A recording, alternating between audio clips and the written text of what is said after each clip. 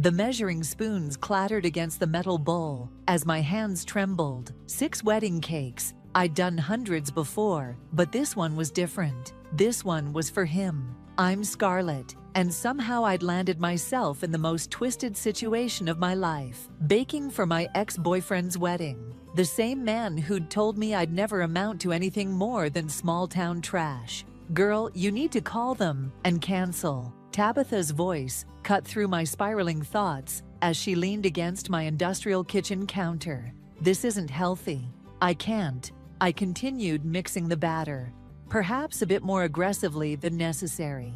This contract could put sweet endings on the map. Do you know how many wealthy clients attend these society weddings? Screw wealthy clients. Tabitha grabbed my wrist, forcing me to stop stirring. We're talking about Jackson, the same Jackson who dumped me because I wasn't ambitious enough for his taste. I yanked my hand away. Trust me, I remember. The timer dinged, and I welcomed the distraction, pulling out a perfectly golden layer of vanilla sponge. The familiar scent of butter and vanilla usually calmed me, but today it just reminded me of that last night with Jackson, when I'd baked him his favorite cookies right before he crushed my heart. At least let me come with you to the venue tomorrow, Tabitha pleaded, following me as I moved around the kitchen. You shouldn't face them alone. Them? I raised an eyebrow, setting the cake layer to cool. Jackson, his stuck-up friends, and his picture-perfect fiancée. She counted off on her fingers. What's her name again? Celeste? The name hit like a punch to the gut. I'd seen Celeste's face plastered across local society pages. Old money, perfect smile, everything I supposedly wasn't. Look, I said, turning to face Tabitha. This is just business. I'm not the same naive girl who thought love conquered all. I own this bakery now. I'm successful in my own right. Rhea called earlier. Tabitha changed tactics. She said she'd be happy to take this contract if... No. I slammed a cabinet door harder than intended. I'm not hiding from this. Besides, you should see the commission they're paying. It's enough to finally get that new industrial mixer we need. My phone buzzed with a text. Speaking of the devil, it was from Jackson's wedding planner, confirming tomorrow's venue visit. Fine. Tabitha threw up her hands in defeat. But promise me you won't let them get to you. Especially that friend of his. What's his name? Chase? I heard he's been running his mouth about you taking the contract. I forced a smile. Let them talk. I'll let my work speak for itself. The rest of the afternoon passed in a blur of buttercream and fondant. As the sun set, casting long shadows across my empty bakery, Tabitha finally headed home, but not before making me promise to call her if things went sideways tomorrow.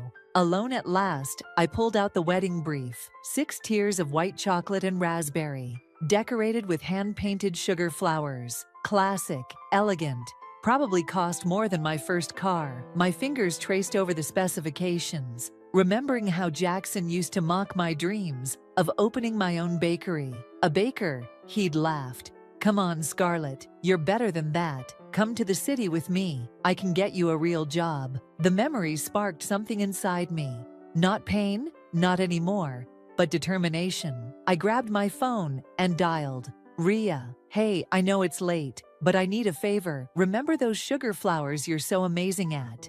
Think you could help me create something spectacular tomorrow? I want to show these people what small-town trash can really do. Her enthusiastic response made me smile for the first time that day.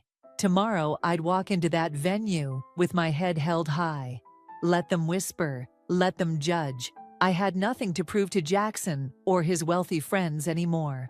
But I had everything to prove to myself. As I locked up the bakery, the streetlights flickering to life around me, I couldn't shake the feeling that this wedding would change everything. I just didn't know how right I was. Looking up at the fading sunset, I made myself a promise.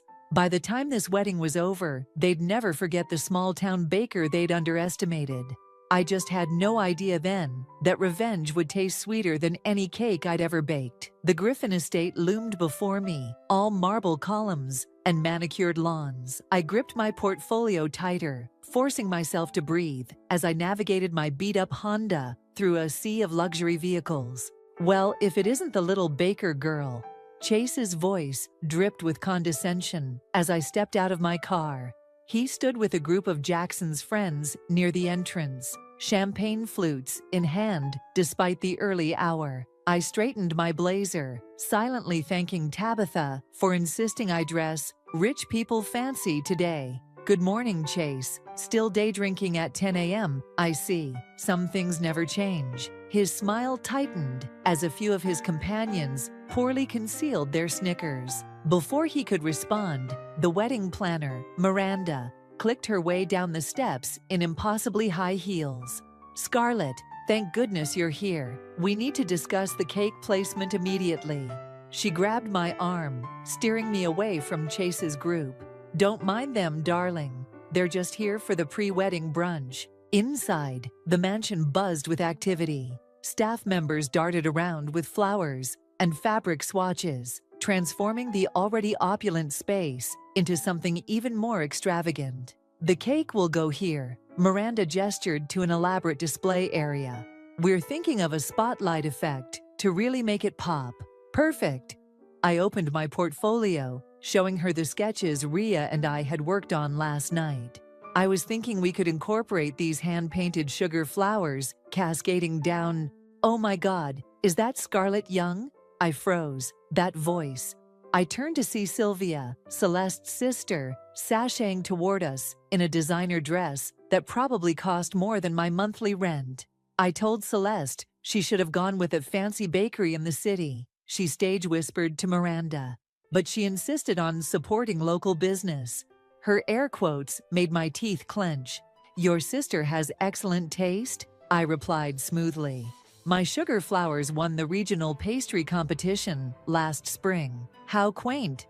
Sylvia picked up my portfolio, flipping through it with exaggerated disinterest. But can you handle something of this scale? This isn't exactly a small-town birthday party.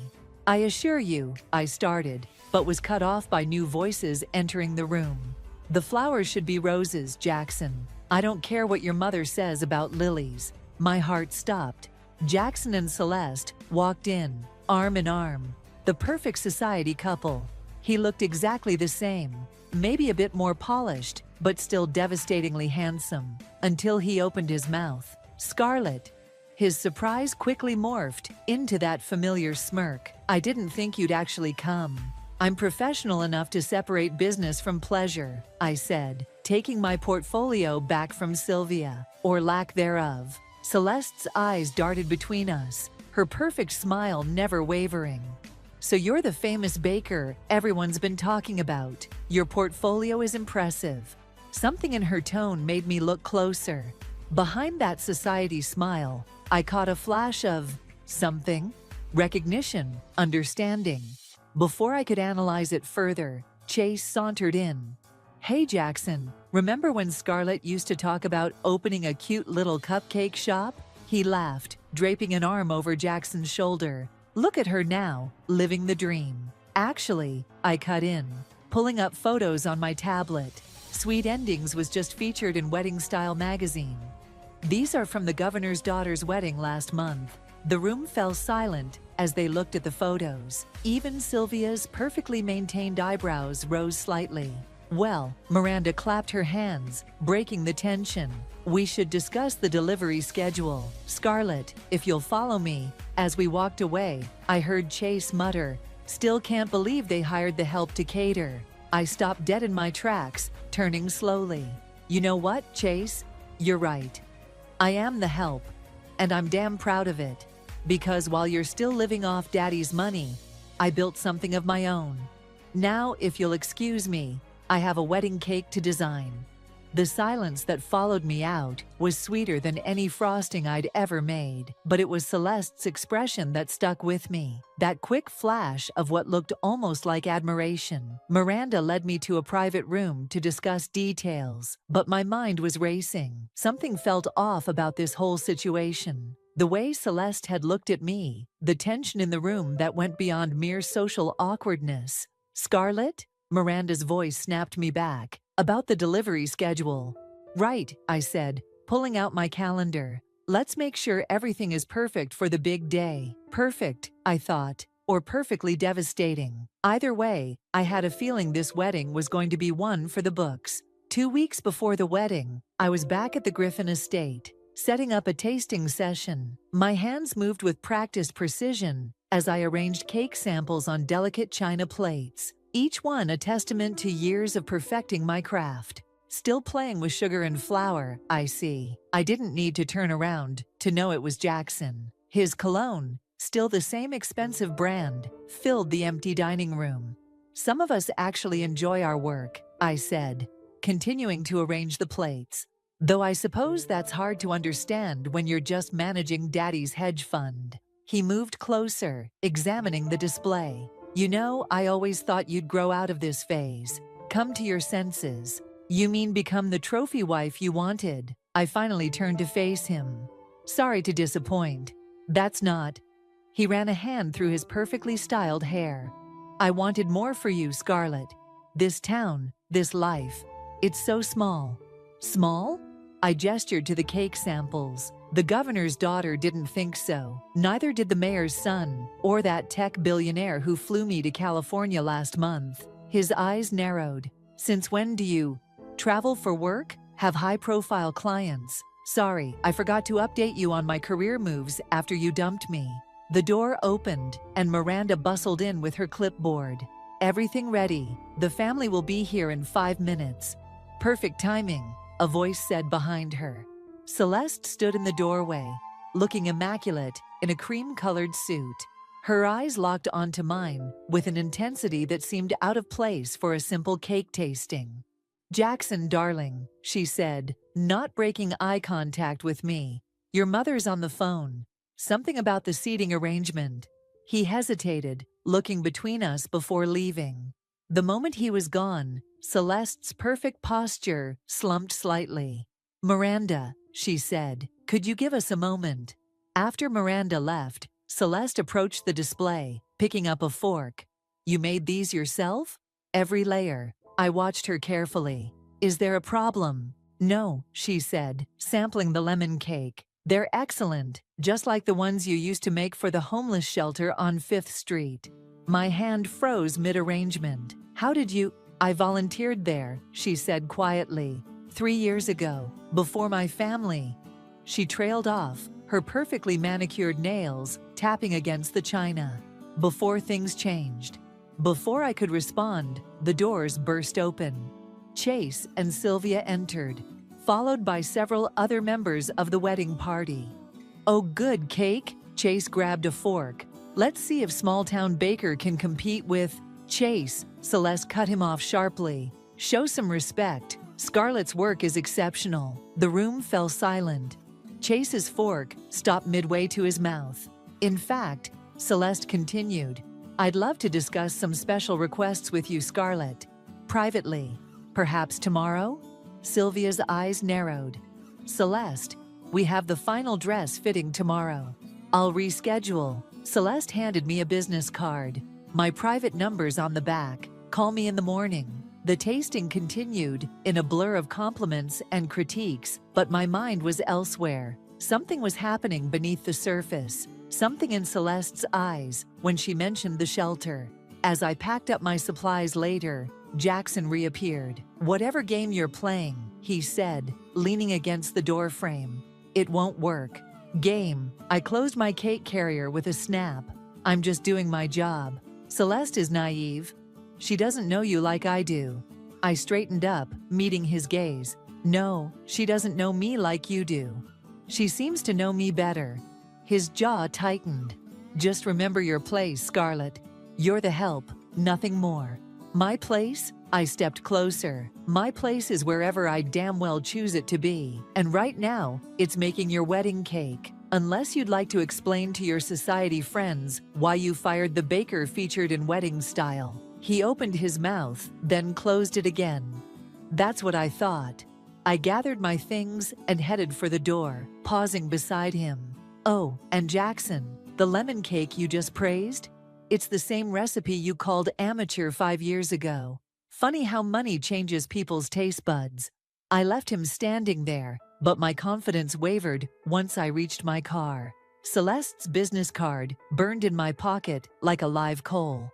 Tomorrow's meeting could change everything. I just wasn't sure if it would be for better or worse. As I drove home, my phone buzzed with a text from Tabitha. "How'd it go?" I pulled over and stared at the message, then at Celeste's card. After a long moment, I typed back, "You're not going to believe what just happened." The coffee shop Celeste chose was on the outskirts of town. No chance of running into her usual crowd here. She sat in a corner booth, her designer clothes standing out against the worn leather seats. "You're probably wondering why I asked you here," she said, as I slid into the seat across from her. The thought crossed my mind. I wrapped my hands around my coffee mug, along with why the bride is having secret meetings with her fiancé's ex. Celeste leaned forward, her voice dropping. "What do you know about my family's business? Griffin Industries, only what everyone knows. Real estate development, corporate acquisitions. That's the glossy version." She pulled out her phone, sliding it across the table. "This is the reality." I looked at the screen. Documents, photographs, spreadsheets. "I don't understand." Keep scrolling. With each swipe, my stomach turned. Photos of demolished community centers, eviction notices, environmental violations, spreadsheets showing manipulated numbers, properties undervalued, then resold at massive profits. "That homeless shelter where we met." Celeste's voice cracked. "My father bought it 6 months later. Now it's luxury condos." "Why are you showing me this?" "Because I need your help." She grabbed my wrist. "And because you're the only person who might understand." "Understand what?" "What it's like to watch Jackson and his friends destroy people's lives while calling it business." Her grip tightened. "I thought I could change things from the inside, but this wedding, it's just another business merger." My family's influence combined with his family's connections. The bell above the door chimed. We both jumped as Rhea walked in, stopping short when she saw us. "Scarlett." She looked between us, confusion clear on her face. "Rhea," I stood quickly. "I'm just having a meeting about the wedding cake." "Right." She didn't look convinced. "I'll see you at the bakery later?" After she left, Celeste relaxed slightly. "Can we trust her?" "With sugar flowers, absolutely. With this?" I gestured to her phone. "I don't know yet, but what exactly are you proposing?" "I have access to more documents, proof of everything they've done. But I need someone on the outside, someone they won't suspect." She smiled grimly. "Someone they've already underestimated. You want to expose them, right before your wedding, during it." Her eyes gleamed. "When everyone who matters is there to witness it." I sat back, mind racing. "This is crazy. You're talking about taking down your own family." "They stopped being family when they started destroying other families for profit." She pulled out another phone, a burner, I realized. "I've been gathering evidence for months, but I need help getting it to the right people at the right time." "And you think the bitter ex-girlfriend is your best choice?" "I think the successful businesswoman who built herself up from nothing is my best choice." She leaned forward again. "They never saw you coming, Scarlett. Just like they never saw me coming." My coffee had gone cold. "If we do this, there's no going back. You know that, right?" I stopped being able to go back the day I found out what they did to that shelter. She pulled out a USB drive. "Everything's here. Take it. Look through it. If you're in, text this number." As she stood to leave, I grabbed her arm. "Why now? Why not expose them some other way?" "Because they're about to close their biggest deal yet, right after the wedding. A development project that will displace hundreds of families." She slipped on her sunglasses. "We have 2 weeks to stop it." After she left, I sat there holding the USB drive, feeling its weight in my palm. My phone buzzed. A text from Rhea. "Everything okay?" That looked intense. I stared at the message, then at the drive. Finally, I typed back, "Can you come over tonight? I need your help with something. But you have to promise to keep it quiet." "Of course. Should I bring wine?" "Bring the whole bottle. We're going to need it." I tucked the drive into my pocket and headed for the door. The same barista who had served us watched me leave. And I wondered briefly if Celeste had chosen this place because it was scheduled for renovation soon. Outside, the summer sun beat down on the cracked parking lot. My phone buzzed again, Jackson this time, probably with some passive-aggressive comment about the cake flavors. I declined the call. For years, I'd thought karma would catch up with him naturally. Now I had the chance to give it a helping hand. The question was, could I handle the consequences? As I drove back to the bakery, I remembered something my grandmother used to say. Sometimes the right thing and the hard thing are the same thing. I pulled out the burner phone Celeste had slipped me and typed, "I'm in. Let's make this wedding one they'll never forget." "Holy shit," Rhea whispered, staring at my laptop screen. "Holy actual shit." We sat in my apartment above the bakery, surrounded by empty wine glasses and printouts of Celeste's documents. The USB drive had contained even more damning evidence than I'd expected. "Look at this one," I pointed to a particular spreadsheet. "They bought the community center for pennies on the dollar after spreading rumors about drug activity in the area. Which they started," Rhea added, shuffling through papers, "by paying people to hang around outside. That's diabolical." My burner phone buzzed. Celeste's message read, "Tomorrow, dress fitting, back entrance of boutique at 2. "Are you sure about this?" Rhea asked, watching me type a response. "If they catch you." The bell downstairs chimed. Someone entering the bakery after hours. We froze. "We're closed," I called out, quickly gathering the papers. "It's me." Tabitha's voice carried up the stairs. "And you better have a good explanation for why you're not answering your regular phone." I opened the door to find her holding a pizza box and wearing her "you're in trouble" face. "Okay," she said, taking in the scene. Papers everywhere, Rhea looking guilty, multiple phones on the table. "What are you two up to?" "Close the door," I said. As we filled her in, Tabitha's expression shifted from concern to shock to something like grim determination. "So let me get this straight," she said, pacing. "You're going to help the bride expose her family's corruption at her own wedding, which you're catering? That's the plan." "Girl," she stopped pacing. "This isn't just karma anymore. This is some Ocean's 11 level stuff. I know it's risky." "Risky," Rhea cut in. "Scarlett, these people destroyed entire communities. What if they come after you, after the bakery?" My burner phone buzzed again. "Celeste, bring a cake sample tomorrow. Make it look routine." "They won't," I said, more confidently than I felt. "Because we're going to be smart about this." I pulled out a fresh piece of paper. "Rhea, you're the best at sugar work I know. We need a way to hide USB drives in the cake decorations." "What?" "That's..." She paused, then grabbed a pencil. "Actually, I might have an idea. Those sugar flowers we were planning.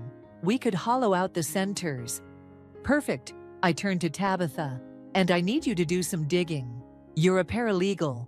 Can you find out which reporters might be interested in this story?" Already thinking of 3 who'd kill for this scoop. She pulled out her phone. "But we need to be careful how we approach them." We worked late into the night, planning every detail. Rhea sketched designs for hollow sugar flowers, while Tabitha compiled a list of contacts. I practiced my cake presentation for tomorrow, making sure everything looked perfectly normal. At midnight, my regular phone rang. "Jackson." "Should I answer it?" I asked. "Put it on speaker," Tabitha said. "Scarlett." His voice filled the room. "We need to talk about the cake design. Some of the elements seem inappropriate for an event of this caliber." "The design Celeste approved yesterday?" I kept my voice neutral. "The one Miranda praised?" "Things have changed. I'm sending you new specifications. Any changes need to come through the wedding planner," I said, reciting standard policy. "You understand, of course. Everything needs to be properly documented." A pause. "Right, of course." He hung up. "He knows something's up," Rhea said. "No," Tabitha corrected. "He suspects something's up. But his ego won't let him believe his small-town ex could possibly be a threat." My burner phone buzzed one last time. "Celeste, Be careful tomorrow. Sylvia's getting suspicious. I looked at my friends, then at the evidence scattered around us. Last chance to back out. This could get ugly. Rhea stood up, gathering the sketches. I'll start on those sugar flowers first thing tomorrow. I'll make those calls, Tabitha added, grabbing her coat. Just promise me you'll be careful tomorrow. After they left, I stood at my window, looking down at the quiet street below. The bakery sign cast a soft glow on the sidewalk. Sweet endings in elegant script. My phone buzzed one final time. A text from an unknown number. Watch your back, baker girl. Some things should stay buried. I took a screenshot and sent it to both Rhea and Tabitha, then typed out a message on the burner phone to Celeste. Game on. See you tomorrow. Looking at the scattered papers, I realized there was no turning back now. Tomorrow would set everything in motion. I just hoped we were ready for whatever came next. I picked up a photo from the pile. The demolished homeless shelter. Sometimes revenge isn't just about getting even. Sometimes it's about making things right. 3 days before the wedding, everything went sideways. I was in the bakery kitchen with Rhea, carefully assembling the hollow sugar flowers, when Sylvia burst through the door unannounced. Well. She stalked around the workspace, perfectly manicured nails trailing along the counter. Quite the operation you have here. Rhea's hands trembled slightly as she continued working on a delicate rose petal. I stepped forward, blocking Sylvia's view of our work. This is a restricted area, I said firmly. Health code regulations. Oh, please. Sylvia pulled out her phone, showing me a photo. My heart stopped. It was me and Celeste at the coffee shop. Want to explain this? Discussing cake details with the bride. I kept my voice steady. That's literally my job. In some dive across town? She swiped to another photo, Celeste passing me the USB drive. Try again. The kitchen door swung open again. Celeste walked in, still in her wedding dress from the final fitting. Sylvia, her voice was ice. What are you doing here? Protecting our family. Sylvia turned to her sister. Did you really think I wouldn't figure it out? The secret meetings, the mysterious phone calls. Get out, Celeste said. No. Sylvia stepped closer. You're about to marry into one of the most powerful families in the state. I won't let you ruin everything because of some misplaced guilt over a few necessary business decisions. Necessary? Celeste laughed bitterly. Was it necessary to bribe health inspectors to shut down that daycare center? Necessary to forge documents about asbestos in the senior living facility? Rhea dropped a sugar flower, the delicate petals shattering on the floor. You should leave, I told her quietly. She nodded, gathering her things quickly. Once she was gone, Sylvia's perfectly composed mask cracked. You ungrateful little. Careful, I cut in. You're not the only one with photos. I pulled out my phone, showing her the screenshots of threatening texts I'd received. Anonymous numbers are traceable, you know. You think you can threaten me? She grabbed my phone, but I'd already backed everything up. I'll destroy your little bakery, one health code violation report, and what? Celeste stepped between us. You'll prove exactly what we're trying to expose? How our family crushes anyone who stands in their way. I'm trying to protect you. No, Celeste said softly. You're trying to protect yourself, your lifestyle, your reputation. If you do this, Sylvia's voice shook. There's no going back, no trust fund, no family connections, nothing. I know. Celeste smiled sadly. That's the point. The kitchen door opened again. This time it was Jackson. Everything okay in here? He looked between us. I heard raised voices. Everything's fine, Sylvia said, smoothly. Just a small disagreement about flower placement. Jackson's eyes narrowed. On the cake that's not even assembled yet. Jackson, Celeste touched his arm. Could you give us a minute? Sister stuff. After he left, Sylvia turned to me. You have 24 hours to back out. After that, she let the threat hang in the air. Or what? I stepped closer. You'll do to me what you did to everyone else who got in your way. Go ahead. Some things are worth losing everything for. She stormed out, the door slamming behind her.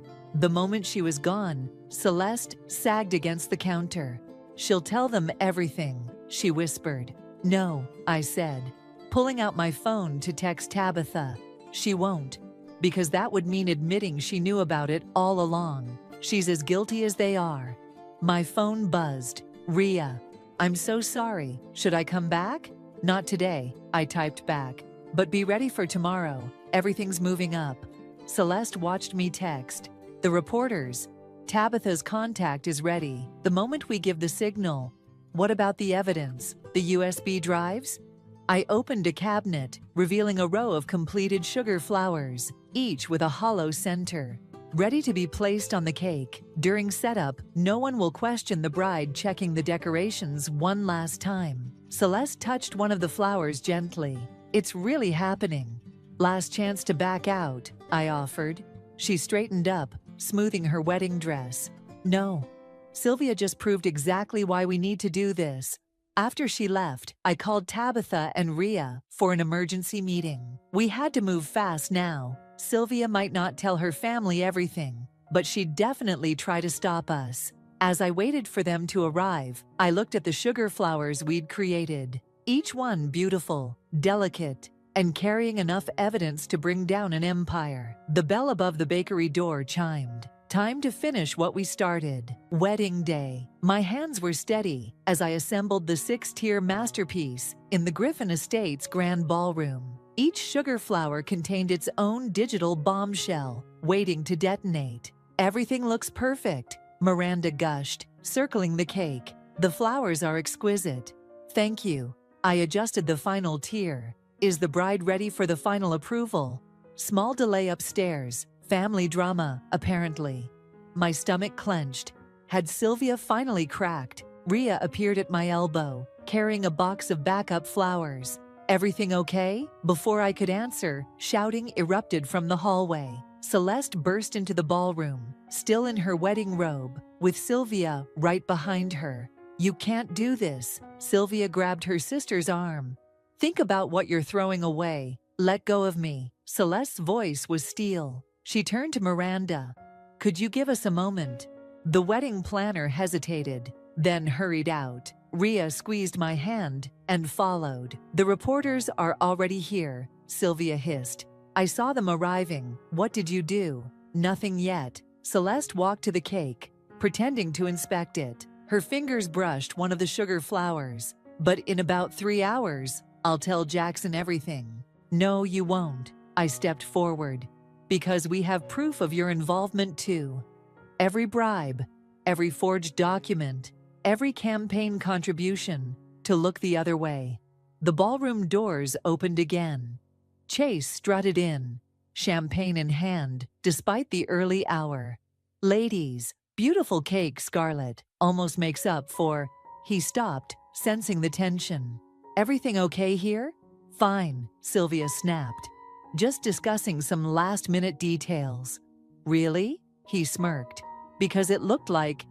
The doors burst open again. Jackson stormed in, face dark with anger, waving his phone. "What the hell is this?" My heart stopped. On his screen was an email, one of the documents from the USB drive. "Someone just sent this to every guest." He looked between us. "Something about illegal evictions and forged permits?" "Jackson," Celeste started. "Don't." He turned to me. "This was you, wasn't it? Couldn't stand seeing me happy." "Actually," Celeste stepped between us. "It was me." The silence that followed was deafening. "What?" Chase laughed nervously. "Come on, Celeste. This is just some bitter ex trying to..." "To what?" I cut in. "To expose how your families built their fortunes? How many lives you destroyed?" "You don't understand business," Jackson sneered. "No, you don't understand humanity." Celeste pulled out her phone. "And in about 10 seconds, neither will anyone else." She pressed a button. Immediately, phones throughout the building started buzzing. The evidence was going out, all of it. "You bitch." Sylvia lunged for her sister's phone. I moved without thinking, stepping between them. Sylvia's momentum carried us both into the cake table. For one horrible moment, everything tilted. The crash echoed through the ballroom. 6 tiers of cake and sugar flowers scattered across the marble floor. "No," Sylvia screamed, diving for the fallen flowers. "Where are they? Where are the drives?" "Looking for these?" Ria stood in the doorway, holding up several USB drives. Behind her, reporters and photographers pushed their way in, cameras flashing. "It's over," Celeste said quietly. "The evidence is already out there, all of it." Jackson grabbed my arm. "You planned this, all of it. Let go of her."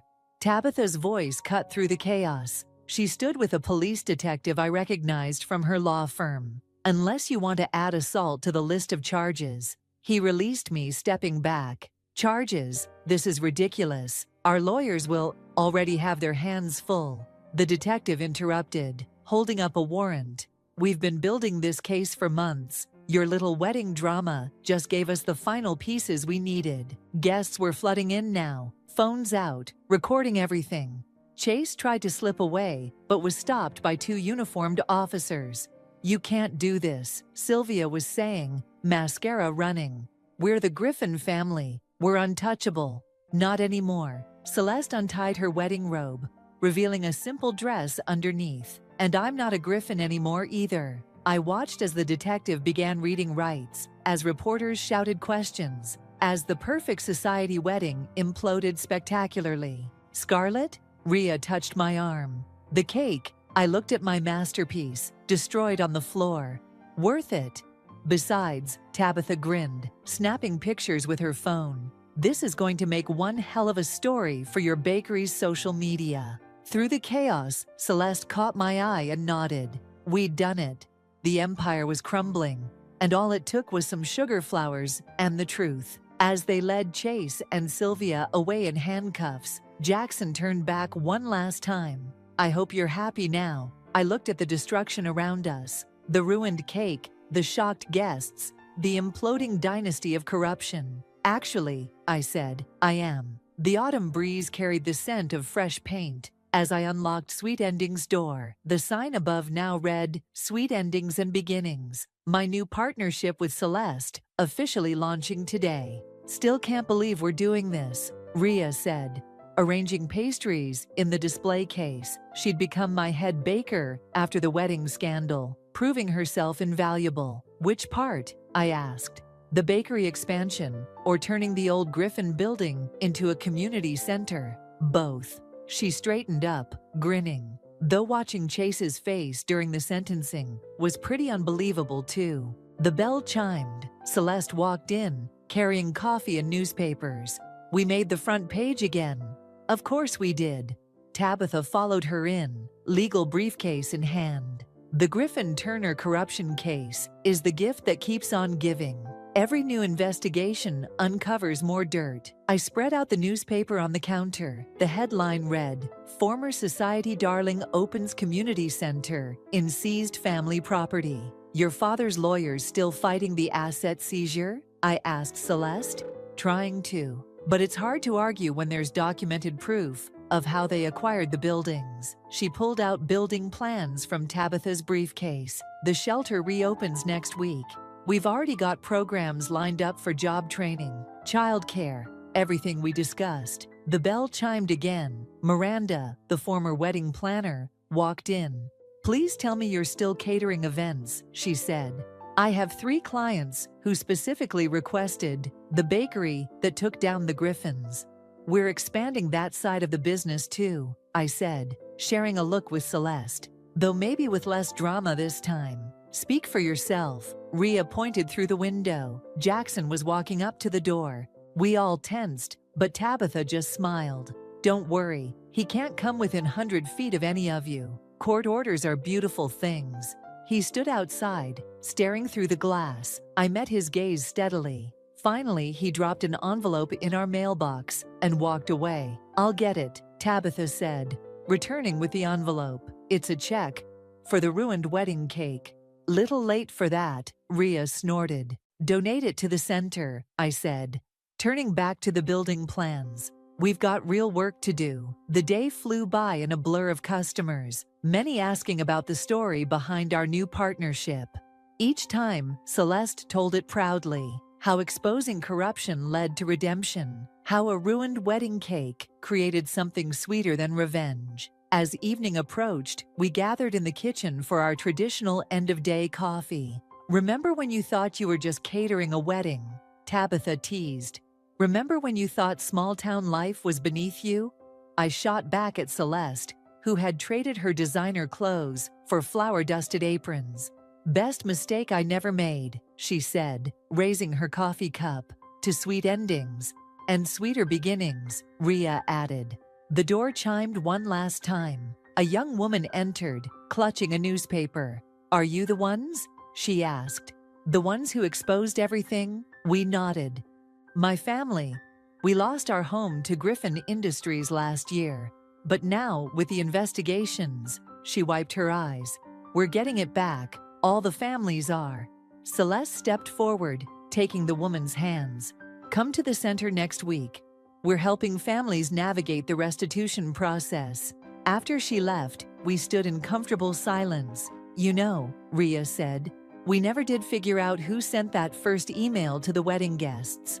Tabitha smiled mysteriously. "Sometimes karma needs a little push." My phone buzzed. Another interview request about the scandal. I declined it. "Ready to lock up?" I asked. "Almost." Celeste pulled out a small box. Inside was a sugar flower, perfectly crafted. Rhea helped me make it. Thought we could keep one as a reminder. Of what? How to crash a wedding spectacularly. Of how sometimes the sweetest revenge is living well and doing good. We locked up together, the setting sun casting long shadows through our new sign. Outside, the old Griffin building was being transformed, its imposing facade softened by community artwork and welcome banners. "Same time tomorrow?" Rhea asked. "Wouldn't miss it," I said. As they left, I looked at our reflection in the bakery window. Not just a small-town baker anymore, but someone who'd helped change things for the better. The sugar flower sat in its box, a reminder that the most beautiful things can hide the most powerful truths. I turned off the lights and stepped outside. Tomorrow would bring more work, more challenges, more chances to make things right. But for now, standing in front of my bakery, our bakery, I felt something sweeter than revenge could ever be. I felt peace,